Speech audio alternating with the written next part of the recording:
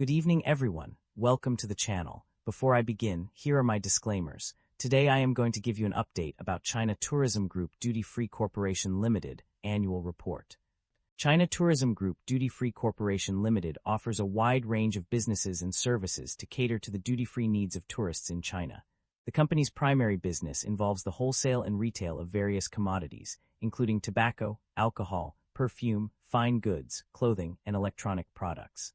These products are sold through its extensive network of stores located within airports, seaports, and other tourist destinations across China. In addition to retail sales, the company also engages in the investment and development of commercial complexes for duty-free businesses, providing a one-stop shopping experience for tourists. The company's portfolio of services includes not only the sale of duty-free goods, but also the provision of a range of amenities and facilities designed to enhance the tourist experience. By offering a comprehensive range of products and services, China Tourism Group Duty Free Corporation Limited has established itself as a leading player in the Chinese duty-free market. China Tourism Group Duty Free Corporation Limited market capitalization of 162 billion is significantly larger than the average industry peer of roughly 0 billion. This shows that China Tourism Group Duty Free Corporation Limited holds a significant advantage in their industry. China Tourism Group Duty Free Corporation Limited trades at a higher price-to-earnings ratio of 35 times and a higher price-to-book ratio of 2.13 times relative within the industry. This makes the stock appear much more overvalued compared to its peers. However, the broader industry is also trading at elevated valuation levels, suggesting sector-wide optimism rather than company-specific overvalue. Investor should evaluate if the stock is worth its premium price. The balance sheet appears very conservative, with liabilities representing only 20% of total assets. While this indicates low financial risk, investors should examine the composition and quality of the company assets to determine whether they justify the current valuation. Average liabilities have declined over the past 5 years, indicating improving balance sheet discipline and reduced financial risk. Shareholder equity has increased on average, but the growth is not consistent year over year. This may indicate one-off events such as asset sales or capital raises, rather than durable business performance. Although shareholder equity has increased, the share count has risen while revenue is declining. This raises concerns that equity growth may be driven by dilution rather than business performance. The sustainability of the business model remains unproven. The company have a dividend yield of 2.19%. The income statement shows that the company revenue have been declining annually and operating income have not been increasing. This shows that the business is under pressure with rising cost and its management is unable to expand the business. The company comfortably covers its interest expenses through operating income and maintains a strong cash position relative to current liabilities. Additionally, special charges appear non-recurring, suggesting high earnings quality and strong financial resilience. The primary drivers of revenue growth for a company can be attributed to several key factors. Business innovation, such as the Lanzhou Airport project, has been instrumental in driving revenue growth. Improving service quality, brand essence, and cultural momentum have also contributed significantly to revenue growth. The company's deepening presence in Hainan, consolidating channel advantages, and improving operations have also played a crucial role. Furthermore, seizing historic opportunities presented by island-wide customs closure in Hainan, focusing on scenario innovation, service enhancement, and supply chain security. Integrating duty-free plus cultural tourism to create immersive experiences, collaborating with popular IPs, leveraging channels for traffic conversion, and overseas mergers and acquisitions have all contributed to revenue growth. In addition, the company's expansion into new markets, industrial synergies from acquisition, launch of new products/IPs, innovative business model at Lanzhou Airport, product innovation, introduction of new brands, and expansion into high-potential categories have also driven revenue growth. Favorable global economic conditions, coordinated recovery, and quality improvement in China's domestic and international markets, and policy support and market opening have also contributed to the company's revenue growth. On the other hand, the primary drivers of revenue decline can be attributed to several key factors. Decrease in sales revenue, decrease in other income, sales of duty-paid merchandise, online sales competition, year-on-year decrease in sales revenue, decrease in trade and other payables, and decrease in profit from operations have all contributed to revenue decline.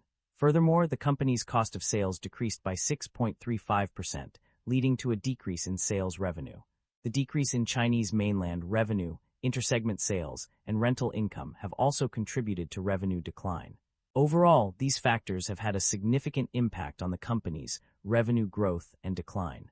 The net income of the company experienced a significant decline between 2024 and 2025. The net income decreased by RMB 680 million, with a drop from RMB 4,917,554 to RMB 3,750,145. This decrease in net income is reflected in the net profit margin, which also saw a decline of 0.87 percentage points to 6.79%.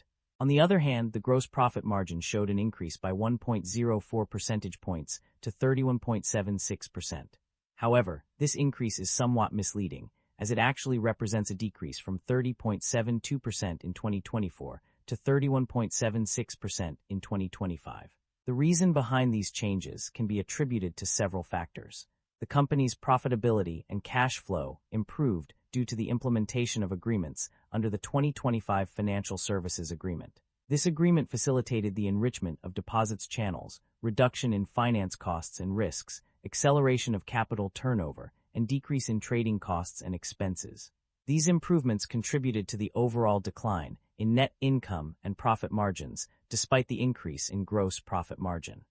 The company's ability to generate positive operating cash flow is a mixed bag. On one hand, there are instances where the company has successfully generated significant amounts of positive operating cash flow, such as in 2024 with RMB 7,939,327, and in 2025 with RMB 6,058,560. These figures indicate that the company's operations are generating sufficient cash to cover its expenses. However, there are also instances where the company has experienced negative operating cash flow. For example, in 2025, the company reported a negative operating cash flow of -603,763, which suggests that its expenses exceeded its revenues during this period.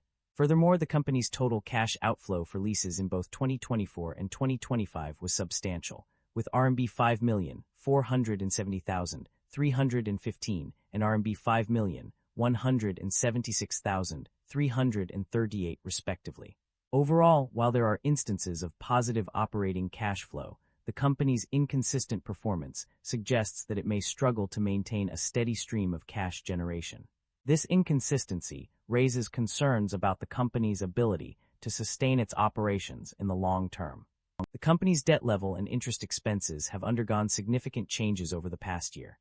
In terms of debt level, total liabilities decreased by approximately 9.6% from RMB 15,312 million in 2024 to RMB 13,857 million in 2025. However, interest-bearing borrowings increased by around 20.7% and 11.3% respectively, indicating a rise in the company's debt obligations.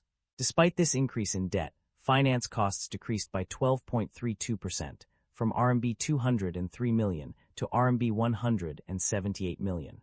Furthermore, interest expenses on both interest-bearing borrowings and lease liabilities also saw decreases of 5.6% and 25.2% respectively. These reductions suggest that the company has managed its debt effectively, resulting in lower interest expenses despite an increase in debt levels. Overall, while the company's debt level has changed significantly, with some components increasing and others decreasing, interest expenses have actually decreased across the board. This indicates a positive trend for the company in managing its debt obligations and reducing its financial burden. The recent analysis of various regions and segments has revealed a mixed bag of performances.